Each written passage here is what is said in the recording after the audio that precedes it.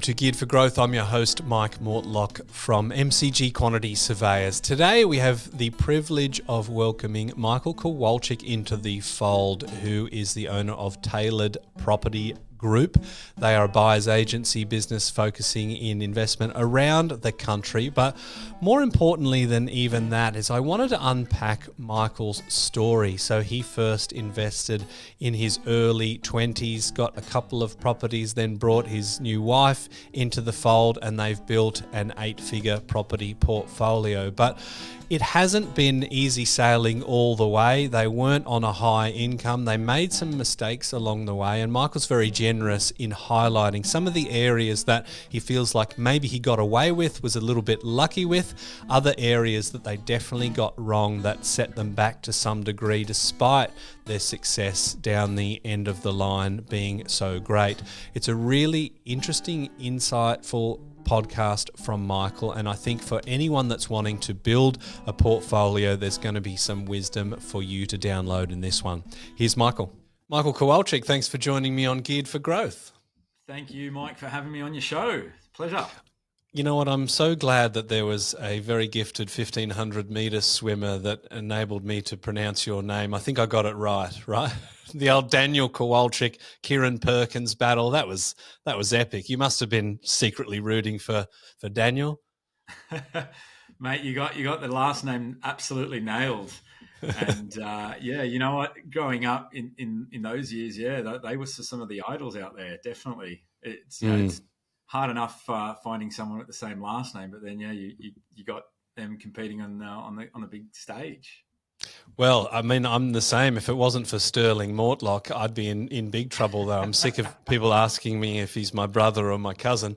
Anyway, we're not here to talk about rugby or swimming. We're here to talk about your story because you've got quite an interesting story. And I love the people that start a business around, obviously, people seeing the success that they're having and saying, you know, can I have what you're having? But take us back to 13 years ago when the journey really started. What were you and your wife doing that kind of had your head screwed on that you realised that property was the way to go into your first purchase in your early 20s? Yeah, look, I mean, looking back 13 odd years ago, that was what, 2012. I mean, at that time, I was about 22, give or take, and I would have just completed my apprenticeship not too long ago, and then I would have been earning, goodness, circa 80, 90K a year, and at that point, I'd already gotten into my first investment property, which took me a few years to save up. I mean, I was living quite frugally, and as for perhaps my wife, Nicole, she was very much a uni student straight out of school. She initially, wanted to become a dentist, although after she kind of joined the bandwagon with our first property together, which was number 3, we realized we needed her income to help with serviceability. And so, coming back to, what was perhaps the driving force, I mean, I was an only child. I mean, I grew up in housing commission. So for me, it was just about having that level of financial independence and perhaps not letting money be a barrier per se.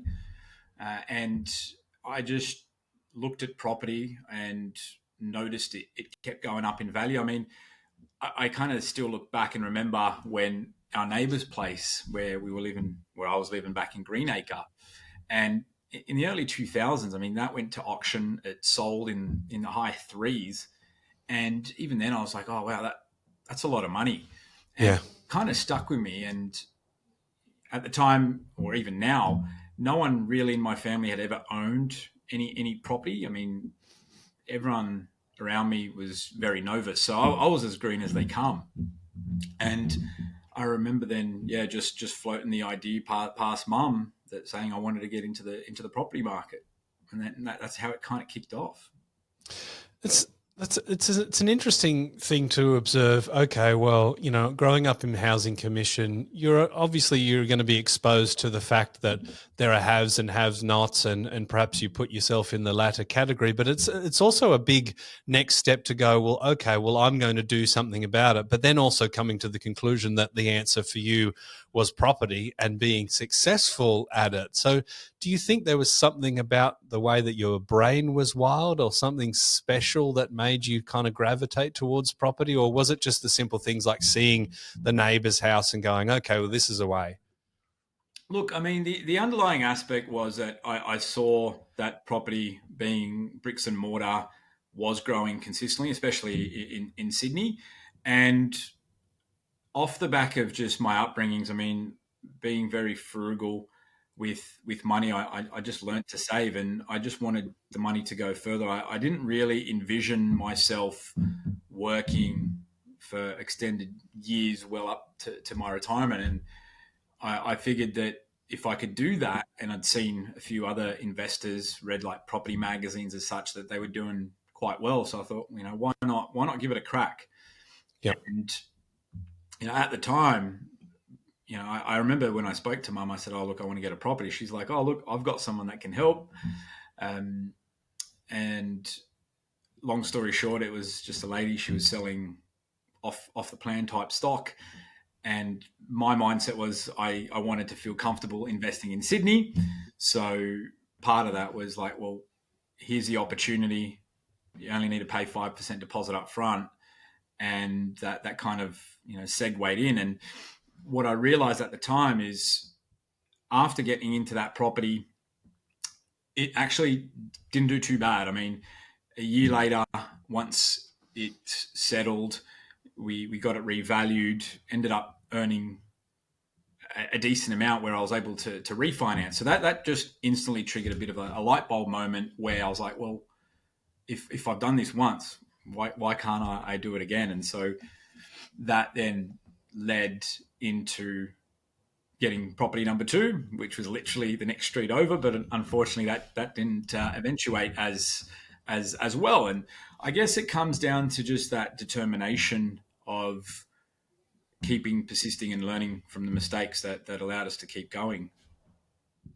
And speaking of those mistakes, when we think about, your first couple yourself and the first couple with your wife, what does Michael Kowalczyk know today that would have made those decisions differently back then? Yeah, well, I mean, we've definitely come a long way, but I guess, the turning point for us was when we started to realize that there was more value in land and not the buildings per se. And that kind of started with our third purchase, which was my first with Nicole, where we went in there purely with the intent to buy a property, very tired with basically wanting to renovate. And Yep. it was throughout that aspect where we were like, you know what, we'll get in there. The property was super tired. We picked it up just before Christmas in when was it, 2013, sorry, in a suburb in Wentworthville. I had trading mates as such, just wanted to get in there, ripped in, did it all based on what we would perceive it to look like, and how we'd anticipated, assuming we were going to live there, but we never were going to live there. And what I learned through that was it blew out the timelines, holding costs got away, and just realized that we weren't having any sort of structure to it, especially being our first reno. But fortunately, what we learned from that is after the renovation per se, we actually got the two parts rented because the property itself was a main house and a carers retreat. So it was already had that dual option play, which is where we saw the potential. And we ended up getting it rented. And fortunately, the market moved in our favor as well, where after a few months, I think it was about 6 months, we got that place revalued, which then allowed us to, as a stepping stone into the subsequent purchases. And so, Awesome. Learning from that, we just kept building as the years went on. And the value add or renovation sort of strategy is something that you lent into. What was the motivation behind that? Was it the fact that you were pretty handy? Obviously, you had a trade, or was it more about, okay, well, whether I do or whether I don't, I see the value in this strategy? I think it just came down from the experience with the trade background. And seeing properties that were tired, having the network of trade and being very much in and working around trades, I really started to understand the complexities and what can happen with properties and how easy and difficult it became. And value add strategies, being, I guess, frugal, it just allowed me to think like if I did this myself. But then what I realized was after you've done it yourself, you learn a lot. And I then started to lean in more on other trades to be able to do certain works. And I found there was a lot more value if you do things a bit more strategically. So it came down to then looking at the opportunities, looking at the land component, and seeing whether or not we can utilize not only the market, but then utilize to make improvements to strengthen the overall value of a property or strengthen the rental return side of things. And yeah, having done that with cosmetic improvements and structural, obviously the experience and comfort builds on every opportunity and deal that you do. And I just got comfortable with it and started seeing the results. Like, I mean, looking back now, when we were doing it, we didn't really have any sort of key fundamentals as such. Like nowadays, whenever we assess like a value add deal, we want to base it on what we call like a 1:3 ratio, meaning that for like every dollar you spend, you want to be getting at least $3 in return. And so when we did that with our first, whilst we hit those targets, it wasn't that obvious, and that kind of set the precedent in terms of, well, yeah, this is what we need to factor in moving forward. That's interesting because it does sort of seem like you went through a shift in time. On your website, it talks a bit about the story, and there was clearly a point where you felt like you didn't have an overarching kind of macro strategy, yet you'd seen success. And, you know, you're a humble guy. You've sort of said, oh, you know, lucky the market moved and all those sorts of things. But even with that success and even hitting the 3x multiples on your reno spend and buying in the right locations and having some luck there, you still kind of felt like there was a suboptimal way that you were going about property.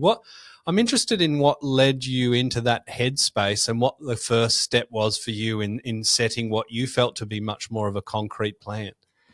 Yeah, look, I mean that's the golden question, I feel. I mean, and in reality, it actually took us a while to realize that, you know, we were lacking that underlying strategy. For us, the big wake up call came in 2017, where on paper we had about 8 properties, which I know, you know, it sounds really good, but the reality was that it was costing us about $40,000 a year negative in cash flow to hold, and Yep. we got to the point where we couldn't service anymore, so we couldn't even refinance to try and use the equity to offset our situation. And to add to that, my wife Nicole, she was pregnant with our firstborn, so it just added all this pressure to the situation. And then I basically sat down with her and we were like, you know what?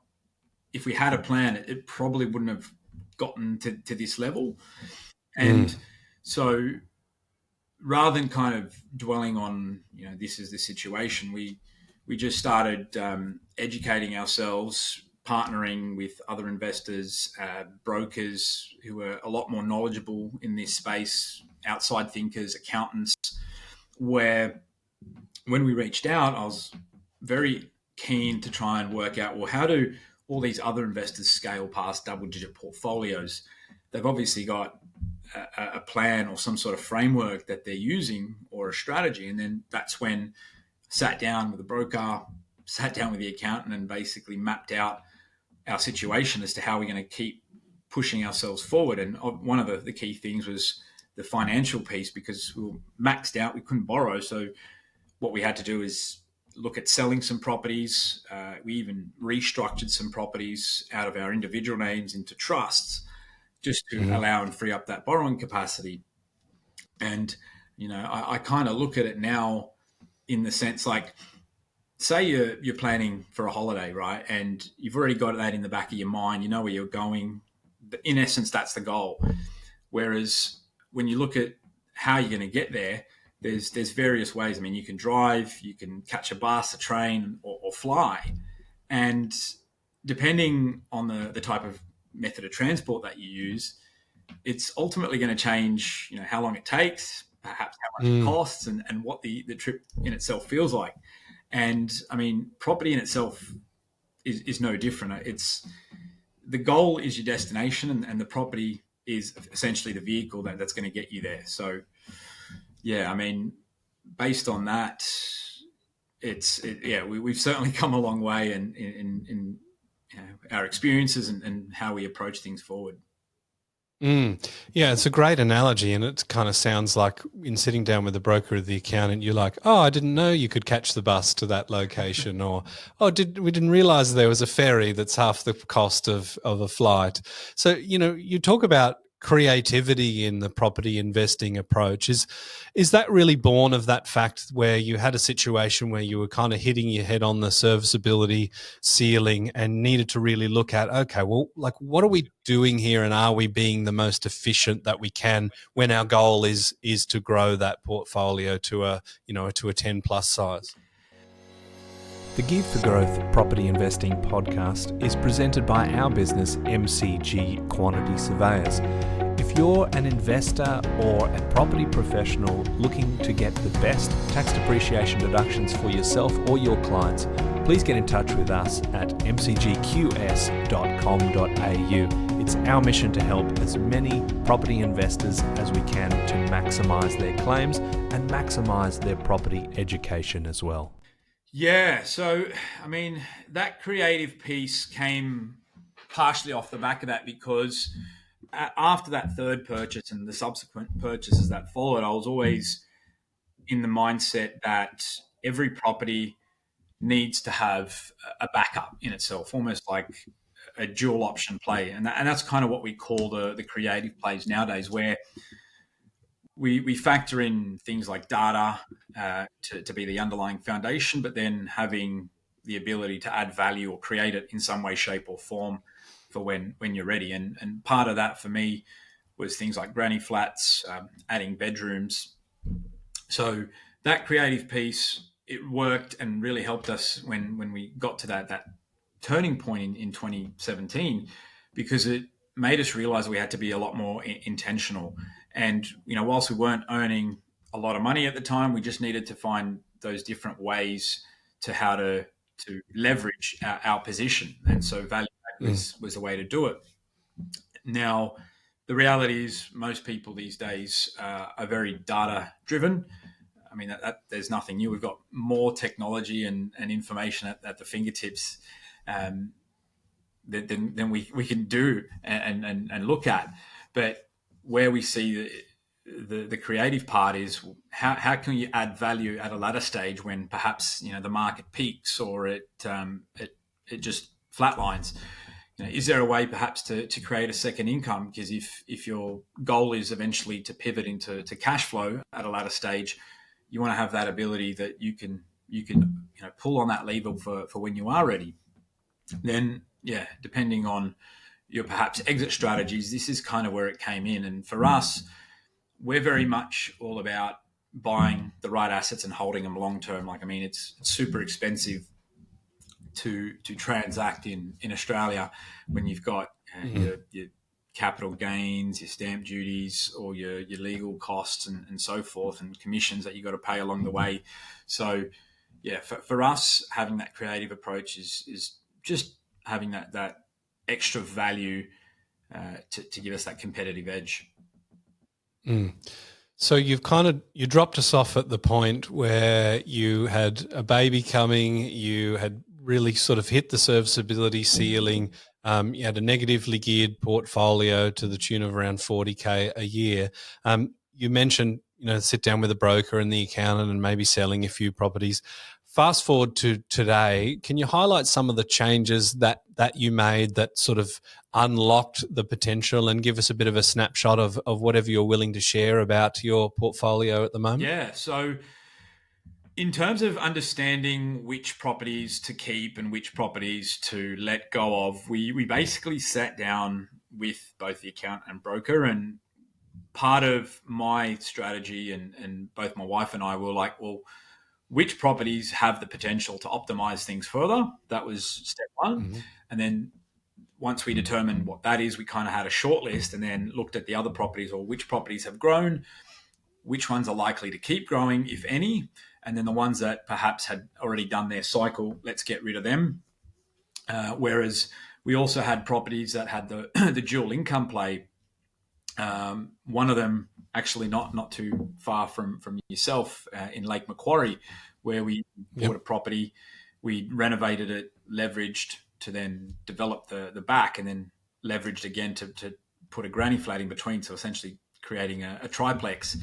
And so that particular property, we ended up restructuring into a trust, purely to allow for serviceability in our individual names. Now, what I will Mm-hmm. say, in most instances, it's not viable, but that was where we sat down with the accountant to then nut out the numbers in terms of what the capital gain would be, what the buyback period would be, and everything else associated with those costs. Now, fast forward today, we've got a portfolio in the eight figures, across all Australia.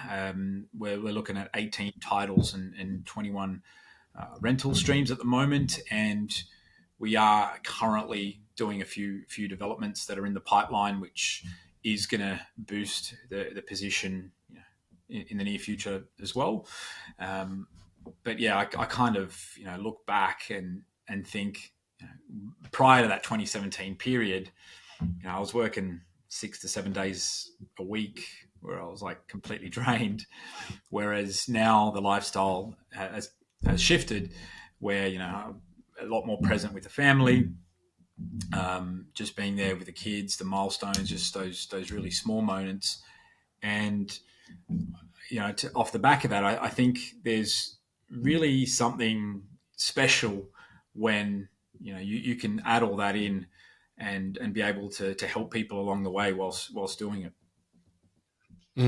Yeah, and I was going to ask the question. I mean, it's great to talk about the big portfolio and the number of properties and all those sorts of things, but I'm interested in property in terms of freedom tickets. I've heard people say, look, if kebabs did what property does, then I'd buy kebabs, but it just happens to be property. How has that portfolio changed the life and the trajectory for you and your family? It's just provided us options. I mean, back then, I look and I was very much working because I had to. Whereas nowadays we've got the optionality to, where we choose to work, and it comes back to that fulfillment piece where when you realize and explain to someone what is possible, because the reality is a lot of people just don't know what they don't know. They don't know what can be achieved, and there's so much hype in the market. But when you get that message after you've been able to help someone, and they are just grateful, there's words can't explain that level, that fulfillment. I don't know. It's really hard to beat, and I put that to just it just brings a different level of purpose. Mm. Yeah, I love that. And I suppose that's part of the motivation with the work that you do today in helping people to achieve some of the freedoms that you've got in your life. But I want to ask the question because this is something that pops up a fair bit, and it sort of seems to be a great marketing point for buyers agents. Work with me because my portfolio has X amount of properties in it. And I know for a fact that there are some buyers agents that had a rather large portfolio before they started the business. Many of them maybe had one or two properties, but it was really the income that they generated through their buyers agency business that enabled their portfolio to explode. So eventually they say, look, I've got 10, 20, 30 properties, whatever it is, but it's actually not replicable for their clients. I'm interested in where you sort of land on that side of things. And I'm aware I'm throwing you right into the oven on this one. It's all good. I mean, what you've mentioned there is totally valid, and I'd go and say that probably a lot of the buyers agents tend to fall into that kind of bucket. I mean, every so often I get a news feed pop up in the socials that, oh, this BA's built like a 5 or 8 or $10 million portfolio in the space of a few years.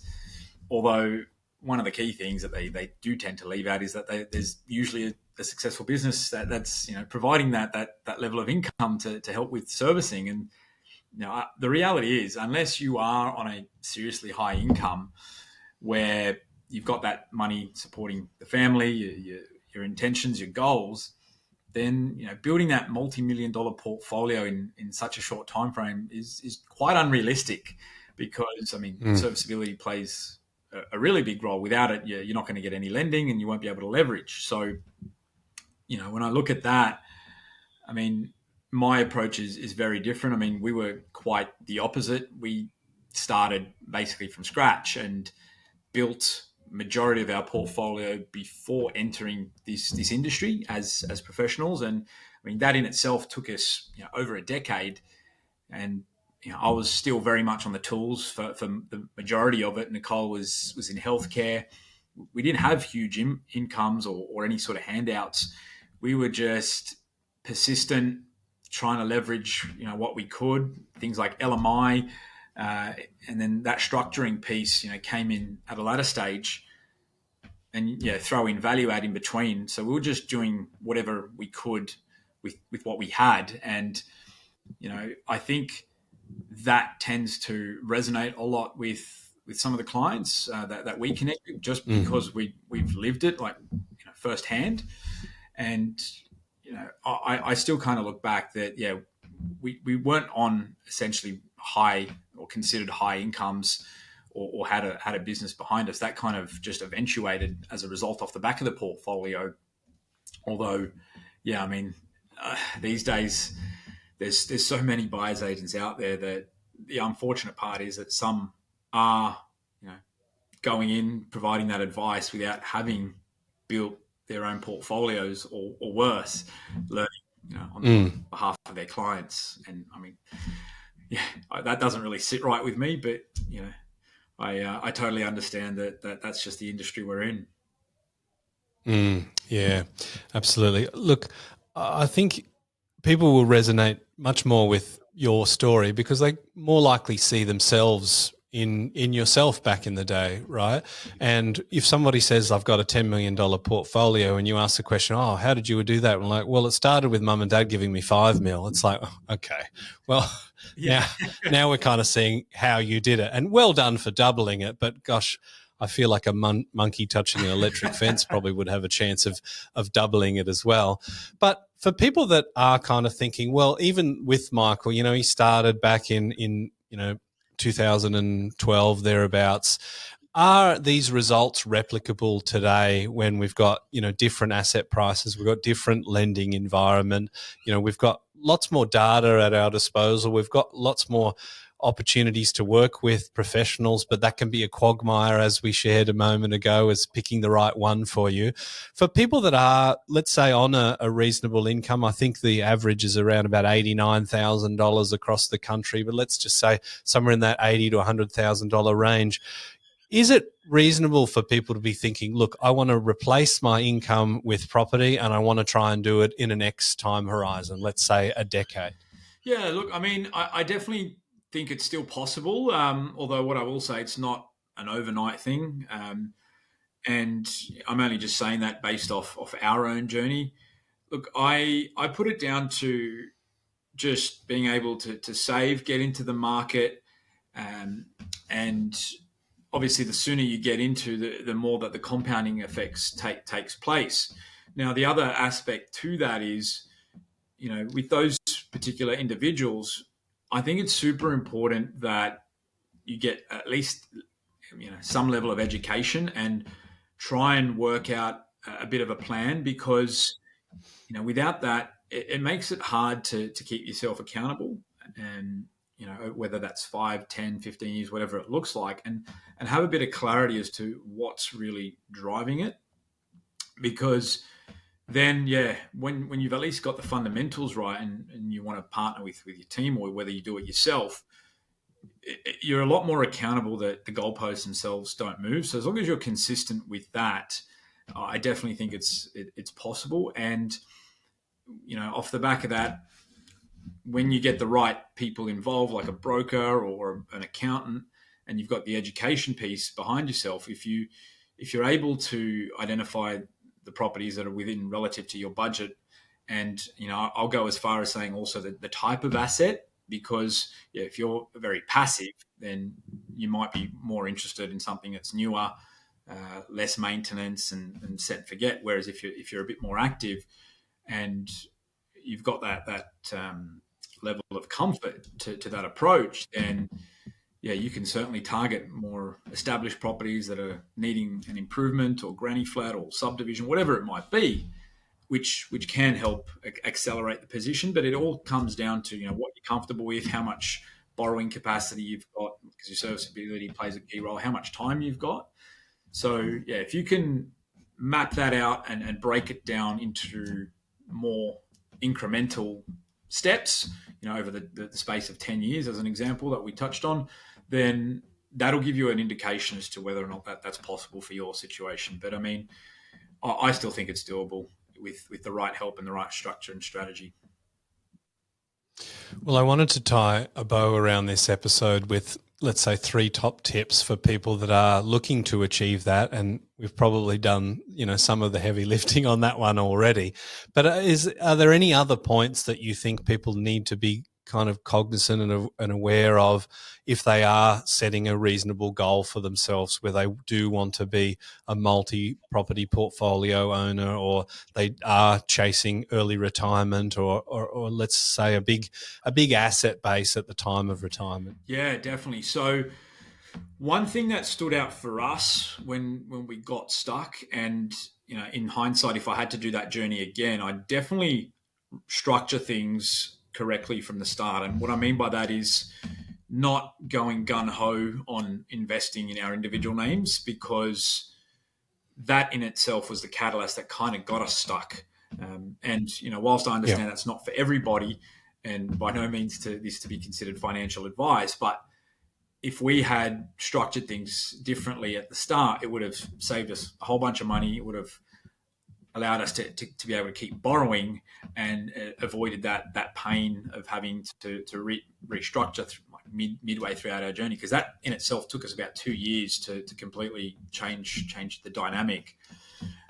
So the importance of off the back of that as well is, if you are going to do those particular structures, I mean, get the right advice, and make sure that you are also pairing the right asset. There's whilst there are certain other benefits in terms of asset protection, I mean, we see it a lot. There are clients or investors who have bought properties in trust, but they're heavily negatively geared, thinking that it's going to preserve their borrowing capacity. But from an accountant's perspective, or a borrowing aspect, the reality is, unless it's holding its own costs with the rental income coming in, it's not going to allow you and benefit you to keep building a scalable portfolio. That has to be very close to neutral, or at least have a strategy as to how you're going to turn it cash flow positive, as an example. And the other point that I will relate to, that I made a mistake early in my journey, was to avoid anything off the plan. And I'm probably going to get a bit of stick for that, but what I initially thought when we were starting out was that they're very much a safe, low maintenance type asset. But what I didn't realize was that those particular deals, they come with big commissions incorporated in the sales price, and then they're usually masked with low deposits, rental guarantees, maximum depreciation, which is, I know, your field of expertise. But with all of that, at the end of the day, you got to ask yourself who pays for that. It's all factored into the price. So you just want to be weary of that, if you are looking to build and scale a portfolio beyond just a few investments. Yeah, look, I think that's fantastic, and I appreciate the humility to basically say, well, there's 2 things I got wrong, and despite your success, there's an argument to say, well, you could have been further down the track. 2 years to go through the restructuring process. I mean, that's costly. There's an opportunity cost in that as well. And I think with the property that you bought brand new, you were probably lucky, but a lot of people aren't as lucky as you were. And that could actually put them in that situation where they are stuck in that stat that 72% of investors only ever get one. And that's certainly a long way from the success that you've got yourself over your journey. Yeah, I mean, I think it comes down to education, right? Yeah, a lot of the investors within those two, those stats, where 72% or 90% only ever get those two properties. What I've found is usually those investors start with the property first and not the plan. And that's where they kind of get stuck because they might not realize it at the time saying, oh, look, I've got an investment. That's all well and good. Great. Might do well. But if you replicate that same aspect, then 2 or 3 properties later, then you realize I'm financially capped, and then it's just all too hard to undo, which is what I genuinely believe is one of the key reasons why a lot of investors and those stats are the way they are, because they just get that aspect mixed up from the beginning. Yeah, absolutely. And if this show's about anything, it's helping people to avoid those mistakes. So you've gone a long way in helping with that mission today, Michael. Thanks very much for sharing all of those insights with us today. I hope listeners find some value in it. I'm sure they will. It's been a pleasure, mate.